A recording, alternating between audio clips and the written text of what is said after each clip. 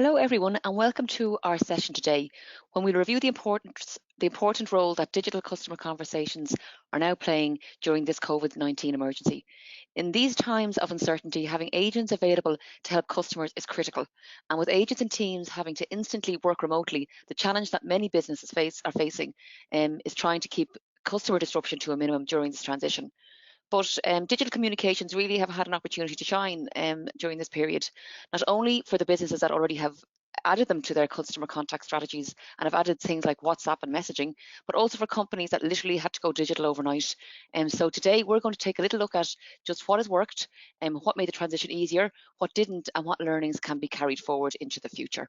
But before we crack on, just a reminder that if you have any questions, please use your question pane on your control panel. We will endeavour to get to all of the questions by the end of the session, but in the event that we run up against time, don't worry, we'll be happy to get back to you with a response after the session. So now let me reintroduce you to our presenters today. For those of you who've been on previous sessions, you will know Graham Bragg, Mark Opperman and Delia Jones from Webio, who have been instrumental in delivering successful conversation outcomes to our clients by supercharging their customer engagement. So hi Graham, Delia and Mark. Hello, thanks Anne-Marie. Hi everyone. Hi everybody. Thanks Anne-Marie for that. Definitely today it's been an interesting number of weeks, and what we're going to talk about today is just really sort of touch on what we've learned and share some of that knowledge with you. Again, you may have joined us before, and really all that we want to cover here is just to say what we're talking about today is tried and tested with lots of different companies, lots of companies similar to yourselves. You'll notice some of the names, you may not know them all, but this is where we're working in conjunction with quite a number of different brands. And saying that, brilliant working in conjunction with them. We also have been recognized over the past 24, 36 months of some of the innovation and definitely the metrics that we've delivered our clients. So it's brilliant to have some great customers and great to get rewarded for them as well. We always talk, and we're going to touch on this today, about conversational middleware. What does that actually mean for your business? And that really would be sort of fundamentally the Webio offering. So if you're looking at it today, and we all are customers of different brands, we have access to so many different channels to us. Everything from your WhatsApp, SMS, Viber, Snapchat, Instagram, the list goes on and on. I could be here for quite a while just doing the list. That's not even mentioning the likes of the voice first stuff, your Alexa and your Google Home. So what do Webio do? Webio are the conversational middleware. We'll sit in the middle and we'll allow you and your business to connect to your customers over all of these channels, that either you're going out to your customers or they're coming into you. In those conversations, we can hook into your digital assets. So bringing in simple things like, what's my next payment due? Bring that into a conversation, automate it, don't need to get an agent involved. Where you do need to get an agent involved, they get seamlessly brought into the conversation. So you're automating as much as you can. And then obviously, where appropriate, you will get your agents involved. So that's the connection part. But then obviously you're going to layer quite a number of other additional services and automations. The likes of payments and refunds, a key part of the business that we do for a lot of our clients.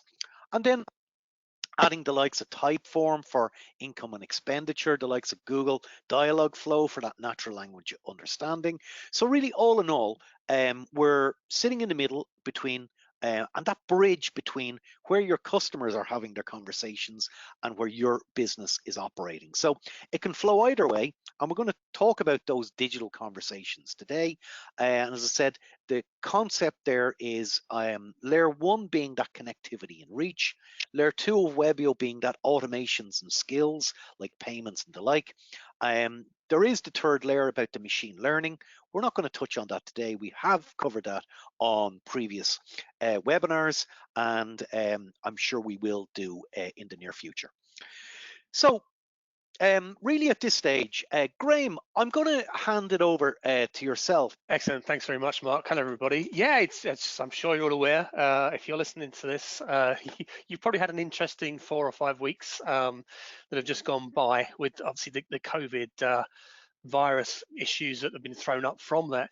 What's been really interesting is it's really made people sit back and think. There's been a demand to do something very quickly to adapt to that literally overnight change, but actually it's making companies think about what they could do better. What are they learning from the process they've put in place, and what are they learning from what they've had to do? That's what I'm going to try and cover literally in the next sort of 15 to 20 minutes. So the first piece is, what was needed? What do people need to be able to meet that overnight remote working requirement and to keep business running, as best they could throughout this period and get to BAU as quickly as possible, within the restrictions that were out there. So I've tried to break it up. The first one, which was the biggest thing we saw most people fall down on, was system and customer data access. It's great. Webio is a software as a service solution. We can give users access through the internet within seconds, and you can start sending and receiving messages. That's all very well, but actually your agents are now working from home. They don't have instant access to the PCs and the networks they were connected to before. So that whole thing about having access to the systems they would normally use, the CRMs to look who the customer is, and the data they need to be able to make the decisions and push data back to the customer from, and that's relevant to them, a key part that was sort of missing, but again, really was necessary. The next piece was, what do I do? Well, actually, I need to limit disruption. That's not just with my customers, that's also internally with the staff that I've got. I may be managing a contact center with 10, 100, 1,000 people in. Well, how do I make sure that they're working, they've got the work to do, they know what to do, etc. So it was a key piece. It was a requirement to get that fixed very, very quickly. The next one, two-way customer communication. It's great saying, I can push out a message to somebody, but customers have also got to be able to get to you. Their deliveries haven't arrived. They can't make their payment this month. Whatever it is that's relevant, they've got to be able to get back to you. Those conversations have to be two-way. It's a real important requirement. It's great, giving people data. It's great giving you systems to work from home, but customers have to be able to respond and actually open conversations with you as well. The next one, automation of repetitive tasks, repeatable tasks, as it were. So very quickly it became a requirement where normally when everyone's at the office, there's lots of people and they can talk to each other, they can pass things around and things can happen very easily. But actually, there's a lot of things that we take for granted that happen. I need to work out who you are. Again, we talked about this if you've been on these four things like the identification and verifications. Asking people questions, can you make your payment? Has COVID affected you? Those sort of things, every customer, again, based on compliancy, were needing to be asked those things, which sort of rolls me into the next one here. You've got to meet those FCA and governing body requirements. So the FCA, as you're probably aware if you're in the collections or the financial services side of things, they said you've got to reach out to your customers. You've got to ask them if they're being affected by it and can they continue with their payments. You've got to be able to offer them a holiday. All those sort of things had to be met and had to be met very quickly. So there's a number of requirements there. And it's really sort of then breaking down what worked and what didn't work. And I'm going to go through what worked first and actually have a look at something that we did. I'm going to hand over to Delia at that point to look at a COVID bot that was built. It was built with a number of customers and adapted to work for everybody. Very, very powerful. And again, automated a process that was, again, very time consuming beforehand. So let's look at what worked first off. Digital customer communications. A lot of the customers we work with have been doing certain digital communications, the odd SMS here and there, maybe a little bit of WhatsApp, etc. But it wasn't business wide. It's generally been focused in the collections side or the FS side, some on the sort of customer services side, but not generally around the whole business. So a lot of new divisions were looking at, how do we do this? What do we do? Will our customers accept that as a way of communicating with us and us with them? And the thing that we saw was that every division that took it on, everything that was new, whether it was logistics for delivery, whether it was customer services for where are my goods, I need a refund, whatever it was, people accepted it and it stuck. And they've come back using those channels to the client, to the business to say, oh, by the way, I need this now, or could you help me with that? So they're starting to use it as a standard channel, and again, very, very quickly.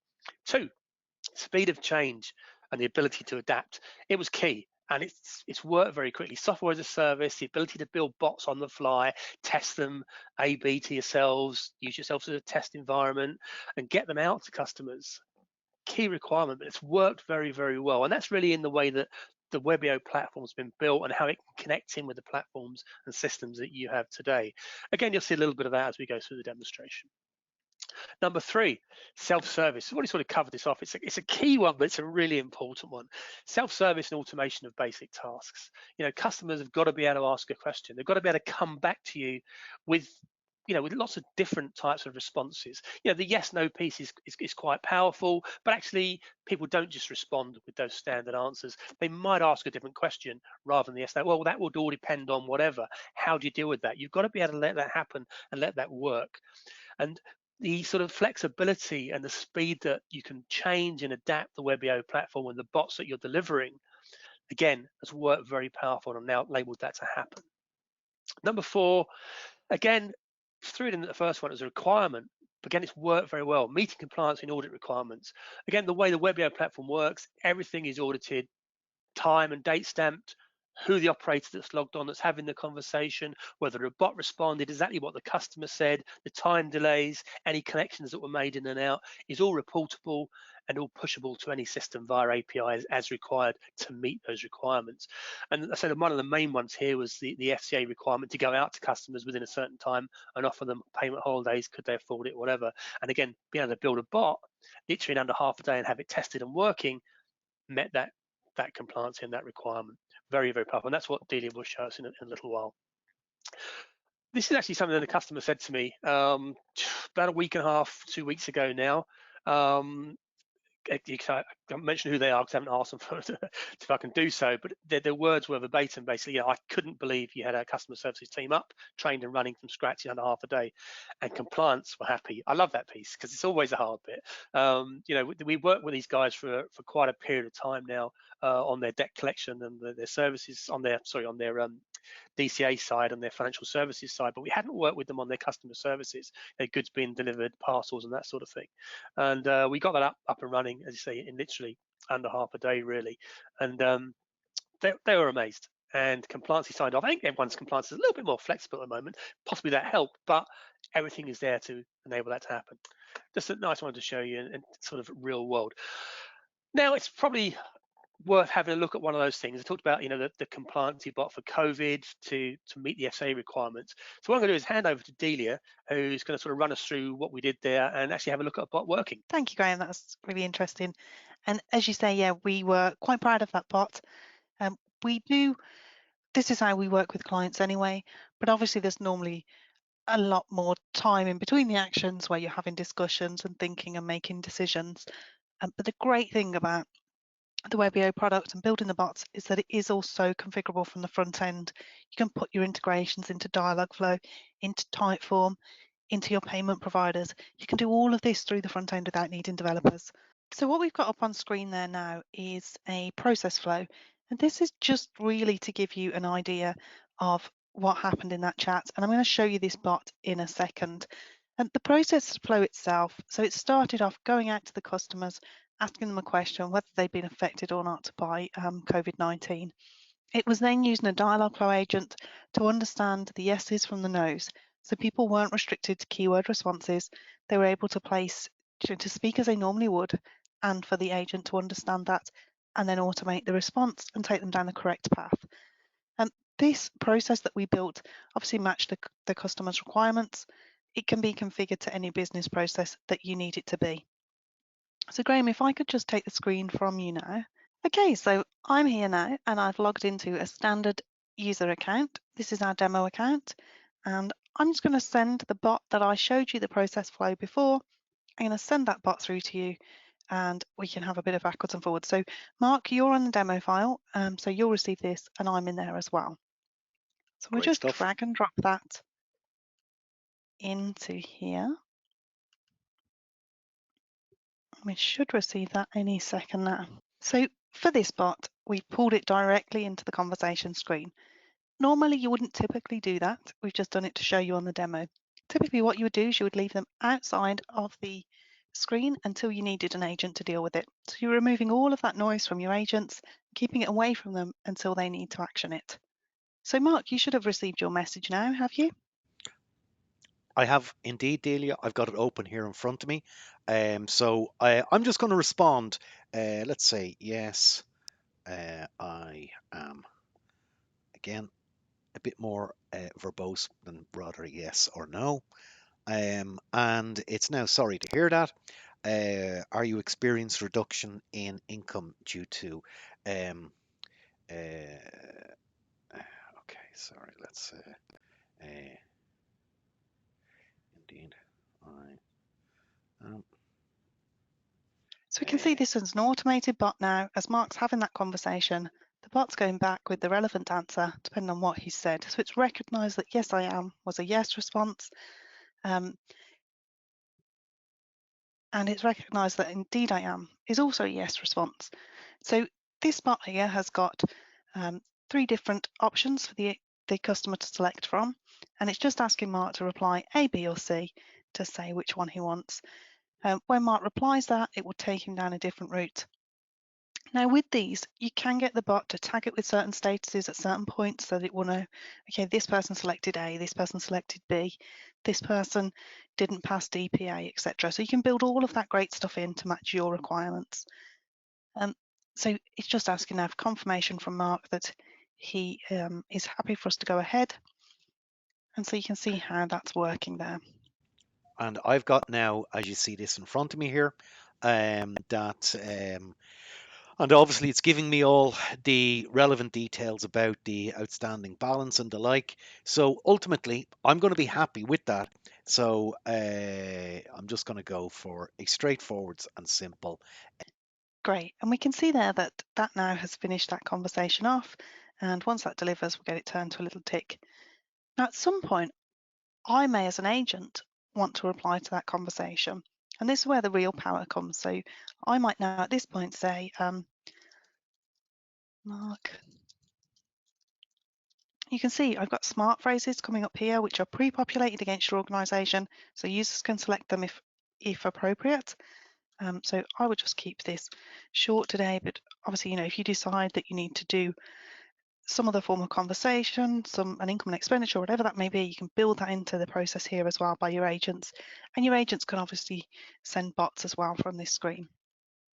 You've got all the standard functionality of downloading transcriptions, viewing any information against that contact that we've got.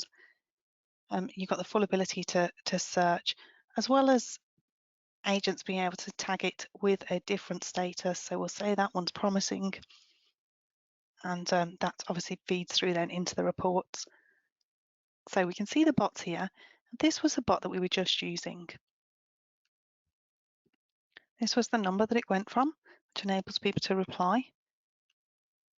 And don't worry, I'm not going to take you through every step in detail, but just to point out, so the bots are built completely from the front end. There are a series of steps that you map your routes through. And what I really want to show you here is the Dialogflow integration. So this only uses one Dialogflow agent, but you can have your bot using as many agents as you need to. And we can see for this one, it's looking for a yes or no intent. And we can see we've got the yes mapping to step 3, the no is mapping to step 8.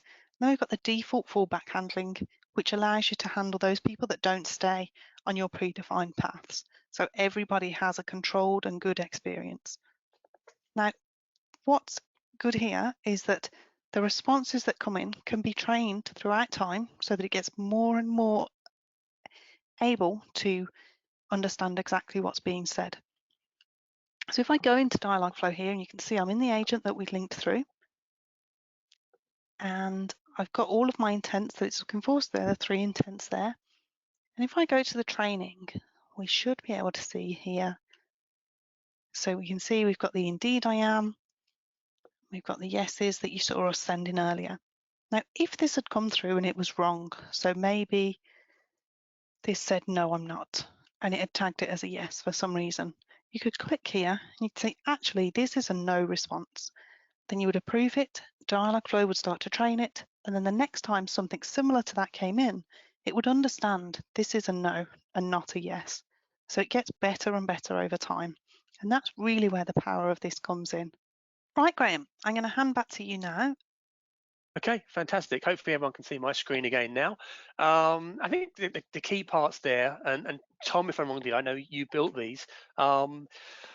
the power really is that you're controlling exactly where the customer goes. And if the customer decides he wants to go somewhere else, the system is also understanding that as well. So you're trying to guide them, say a yes intent or a no intent, whatever that is, whether it's a whole sentence.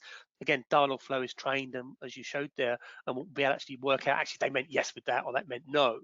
But if they come back with something really spurious, something like, I need to just double check with my husband first, or whatever it may be.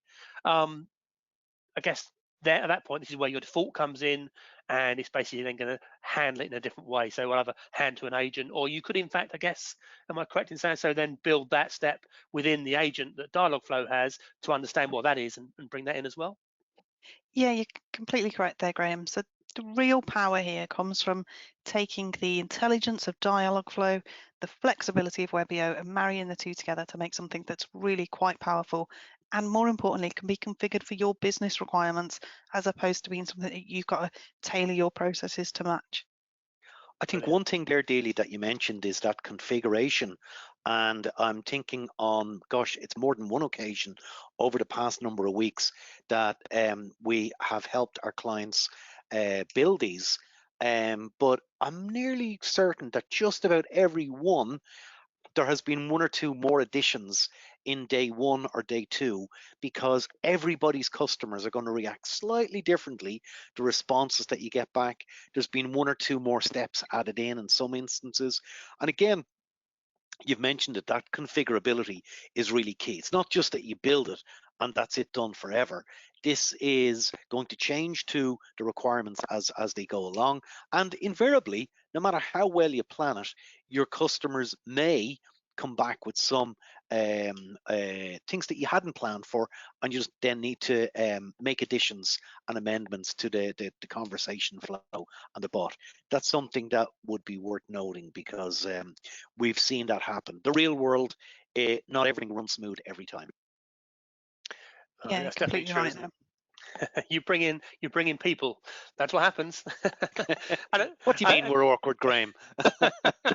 Hey, that's the real world. I think you're dead right there, Mark. I think one of the biggest things that I got a compliment on as well, and Delia had built the first bot here, which we could then roll out to other customers with their minor changes, is the fact that actually within the system you can duplicate those bots as well and make different amendments, have slightly different versions for different divisions of the company, which means you haven't got to start from scratch every time. Also, there's a rollback facility there as well, which means actually if you do change something because you think it's going to make it better and it doesn't, you can roll back then to the previous version without any time. So if you spend that couple of hours building a really complex bot and you want to do the same thing very, very similar for somebody else, you haven't got to do it a couple of hours again, you duplicate it and away you go. So really powerful. Thanks very much for that, Dila. That was excellent. So let me continue through on the slides.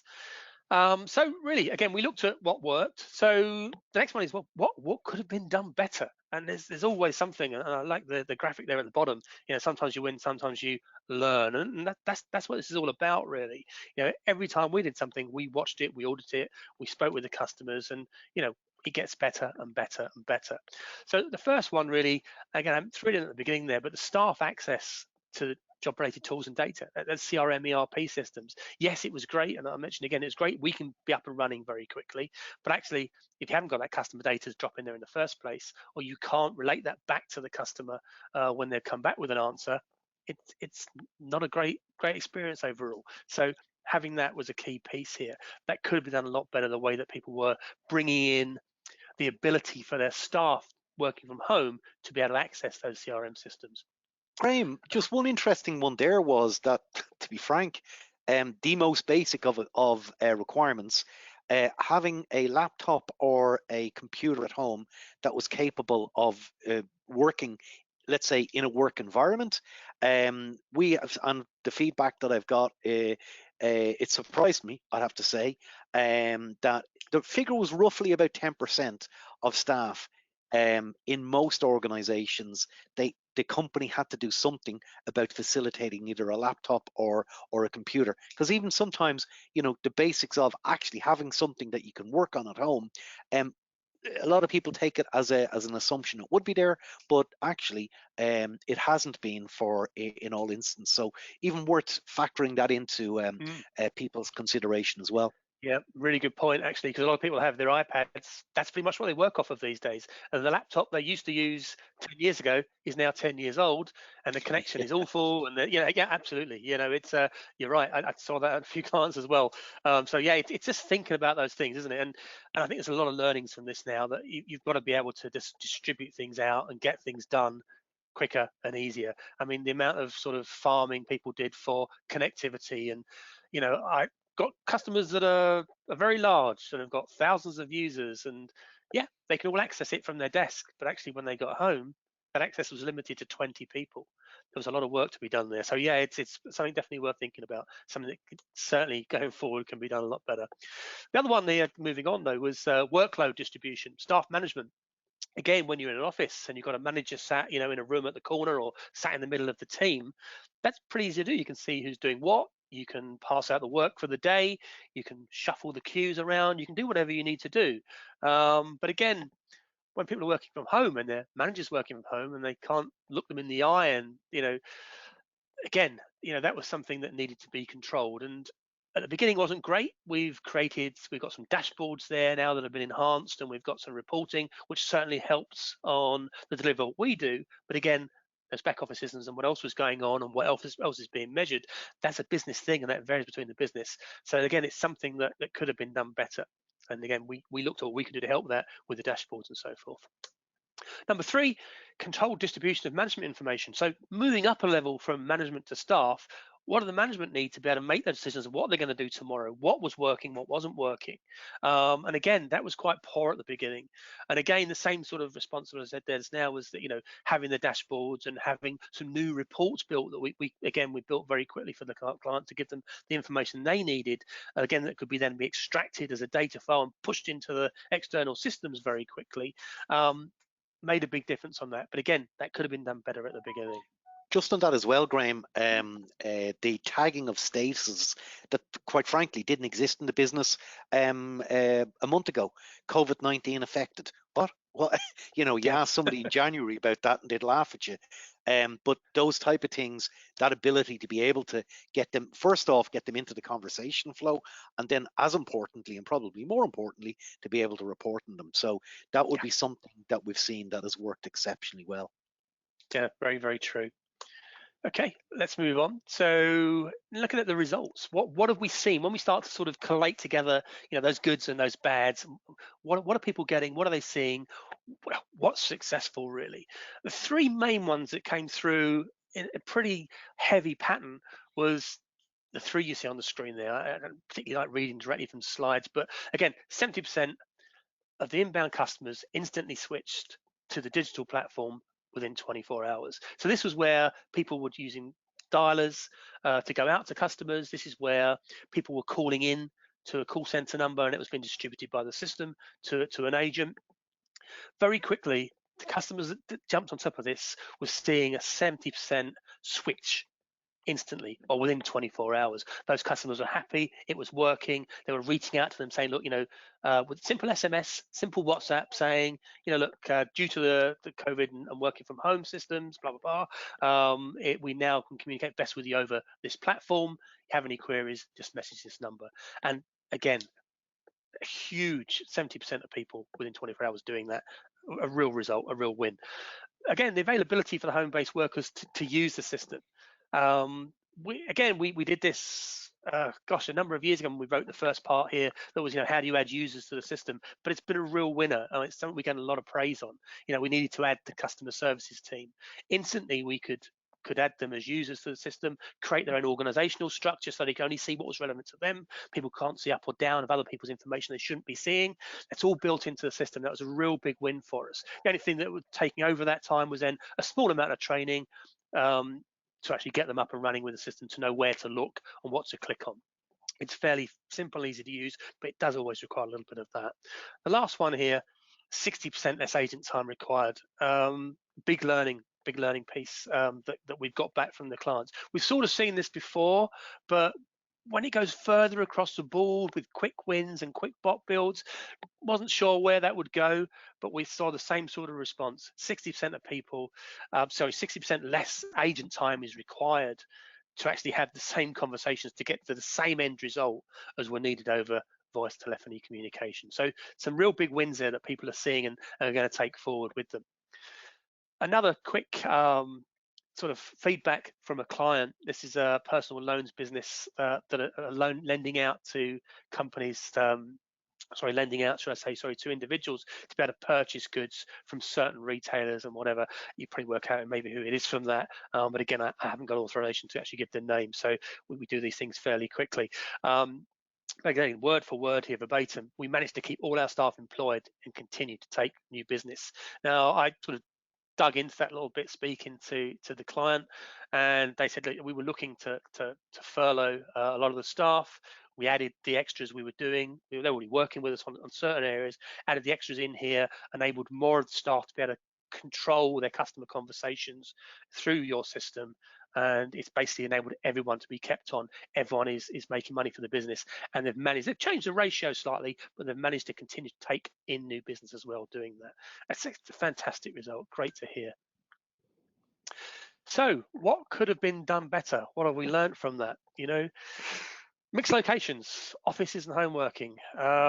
It's one of the things that clients are starting to review. I would say that probably 70–80% even of the clients I work with of all different sizes have said, we've learned something here. We've got these call centers that, again, they vary between 5 staff and a few thousand staff. Actually, do we need everybody in the office at the same time? There are certain workers here that took to this like a duck to water. We'll be better off doing some shifts where maybe they could work from home one day a week, because we've been looking to expand until this happened, expanding our office space. It was getting tight. Could we use this as a way of controlling that in a better way? And actually, some of the workers were working better from home than they were, and it suited their lifestyle better. So people are reviewing this now. So moving forward, this is something that I think we're going to see more of anyway. This is going to change the way we view things. Definitely, call centers aren't going to go, everyone work from home. Of course they're not. It's not the way to do it. Different people work in different ways, but it's definitely something the mix can be looked at and improved on. Second one, there's been far too much reliance on voice telephony for customer contact. Seeing that come back from most of my major customers. We've been dialer. Digital was a backup. Digital was a follow-on. Digital was part of the program. It was 10–20% of it maybe. And actually, by having to do more of it, they've seen the results have increased hugely. A much cheaper and better way of getting communication with the customers. So that mix between voice and digital is being looked at. There are plans with, again, actually all my clients are now looking at this because they've seen a huge win for them. Next one. Just on that one, Graham, on the dialer, only yesterday having a conversation and frankly blown away. Yes, they were enthusiastic about the whole digital, but have been blown away. And his comment to me was he would be amazed if the dialer file is now, it'll only be about 30–40% of what it was in the past. So it just in the reality of that on the let's say on the work floor, that the dialer probably won't play as such an important part, I would say, going forward. Again, looking at the results that we've had to date. Yeah, no, it's brilliant. I think it's one of those things, isn't it? We've been sort of saying this for a while, but yes, we sell digital products, we don't sell dialers, and of course we're going to say that. But actually, that's now coming back to us from the customers, which is fantastic, absolutely fantastic. That's really good to hear. Next one then. So customers are accepting and ready for digital conversations. It just really wraps that up. They've seen this. Again, this is all really feedback from the customers. We should have looked at this earlier on. We could have done this better beforehand. We didn't realize that certain types of conversations would work over digital. We didn't think, we thought that they should have always been done on voice. We thought the services side, and again, there are some things that are services that are still going to be better over voice. There are a lot that people didn't think would work over digital, and they've worked very well. Again, this has got to be looked at. All these things, yes, we're in a weird situation. There is a COVID, everyone's in lockdown. So has that, sort of influenced some of those numbers? Possibly it has a little bit, but I think overall, definitely, and again, all my clients are looking at these things as going forward. And the last one was platform availability. Again, we mentioned, again, contact the CRM, again, details the ERP, the collection system that they're using. It was great, again, having access to us to send messages out and get messages in, but you had to have that. So they're looking at those things very carefully. How do we enable external connections to these systems that is secure, compliant, but enables the people to do their jobs? So again, a lesson learned, what could have been done better, really. So I'm going to wrap it up at that point and throw over to Q&A. So Anne-Marie, over to yourself. We had any questions in? Great, thanks, guys. Yes, we have, Graham. I'm going to jump straight into the first one, which is from Edward. It says, I liked the automated yes/no options, but what happens if a customer applies with something else? Okay, I was going to say, I'll take take that, Graham. Sorry. That's the problem with too eager to jump in there. Yeah, we're in separate locations. We can't see each other's faces moving. So over to you. Okay, thanks a lot. Thanks, Edward, for that question. And actually, do you know what? This is probably one of the more common ones that people ask when it comes to automation. That as we demonstrated with the natural language, let's call it understanding, that ultimately the intent for the client is a yes/no answer. But we're all different, and we will all explain things in a different manner. And as people reply, it never will be just simple a yes or a no. Invariably, they're going to say it in. And in some instances, we think it will be strange or unusual. For them, it will be perfectly normal. So it will be able to handle them. And where it comes in and it's outside what you've trained your dialogue flow agent to do, that is then a training opportunity that's added into the training. It's either a yes, no, and anything then that comes in that even resembles that in the future will be handled appropriately. So, really the capability is there to, as I say, it's natural language understanding. We don't have conversations with simply just yes, no answers back and forth all the time. So that ability to, let's say, manage it really well where something else comes in is there, and would encourage people to do a bit of a deeper dive on that dialogue flow. Very powerful indeed. Perfect. The only thing I'd add to that, Mark, sorry, Anne-Marie, the only thing I'd add to that is to say, look, when you do start to see exceptions come in that aren't yes and no's, the other thing you can do very quickly is say, actually, you know what, I'm getting a lot of these maybes, so let's try and take a different route for maybe. So very quickly, you can add the maybe in as an option. And as you saw how quick and easy it is to look at the bot and build the bots, that could be added into the next version of the bot. So literally within 10 or 15 minutes, you've got a full version that accepts maybe or whatever else the options are. And it's very powerful, very flexible. Sorry, Emily, back to yourself. Cheers, thanks, Graham. What digital channels did people use, or was it all SMS? And that's from Sanjeev. Okay, I'm going to be really quick answer on this one. A good chunk of it was SMS. It was also WhatsApp. There was a small bit of Messenger and a smaller bit of Viber. But if I was to focus on what are the main two channels, it would be SMS and WhatsApp that people are using today. The ones that you will see come along later in the year when there's more of an adoption would be Apple Business Chat and RCS, and followed closely by the likes of Alexa and Google Home. But again, where people are today, SMS is still the predominant channel. Closely now growing, WhatsApp is growing as well. So quite focused, but really, really powerful, all of those channels. Okay, what tasks have you automated and how long does it take to be ready for the customer to use? And that's from Carol. Carol, that's a good question, and it could be a very long answer. I won't give the long answer, but pretty much whatever people have thrown us, we've managed to be able to do, and that's everything from the COVID bot you saw earlier on, from, look, meet the FSA requirement, can you make your payment, do you need a holiday, through to, as mentioned earlier on, trying to preempt the calls that were coming in and stop them coming in, just to say, look, there is a slight delay here. If you have any, it's going to now be an extra 24 hours before your delivery arrives, or within 48 hours, whatever. Would you like to change that or cancel, whatever, those sort of things. We've continued on doing a lot of the work that we did before, but we've automated more of the process. So where we would reach out to a customer to say, look, you've missed your payment, etc., which isn't particularly COVID related, or your payment's due on Friday, where a lot of that would go off to a simple conversation and then hand to an agent. More of those have been automated to save agent time, so the agent can do more of what they need to do from their home offices. Again, a good mixture. If you've got a particular requirement, just drop us a note, and if we've done anything for that requirement, we'll share it with you, obviously within reason, GDPR and so forth. And if it's a new one, I'd love to hear some. Be more than happy to talk to you about those as well. Okay, Are you saying great. challenge me, Graham? Challenge, yeah, I love a challenge.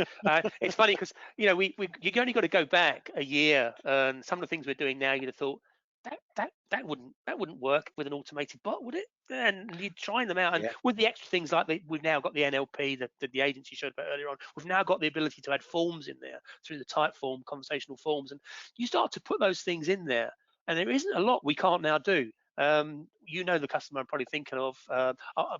They are actually now available for reference. So a company called Snap, who do loans and whatever else and collections, they had a really strange requirement. I won't go into too much detail. We're about to do a press release on it. But you go back a year or so, you thought, could you do that?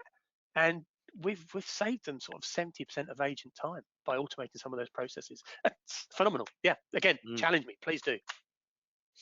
Great. Okay, I'll challenge you with this one then, Graham. Do you really think companies will change the way they staff, and locate their call center staff? And that's from Stephen.